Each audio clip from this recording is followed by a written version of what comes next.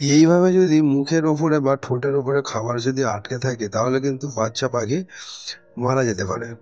পাখি যখন ঘরের মধ্যে থাকে ছোট অবস্থায় তখন ওর মা যখন খাবারগুলি লিপ টু লিপ খাওয়ায় তখন এইগুলো জমে যায় এবং পরে জমে শক্ত হয়ে যায়।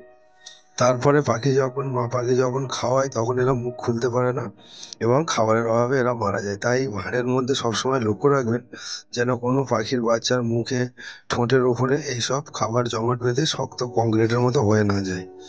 এইগুলো লক্ষ্য রাখবেন বন্ধুরা, এটা কিন্তু বাচ্চার মৃত্যুর একটা কারণ। তাই আপনাদের কলোনি বা কেজে যখনই আপনাদের পাখি ডিম বাচ্চা করবে তখন আপনারা লক্ষ্য রাখবেন যাতে এরকমভাবে পাখি যেন মুখে খাবার আটকে না থাকে।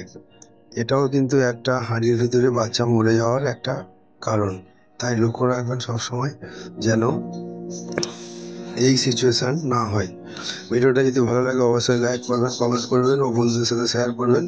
আর আমার চ্যানেল মনোরঞ্জন বার্ড প্যারাডাইসকে সাবস্ক্রাইব করে বেল আইকন অন করে সঙ্গে থাকবেন। ধন্যবাদ।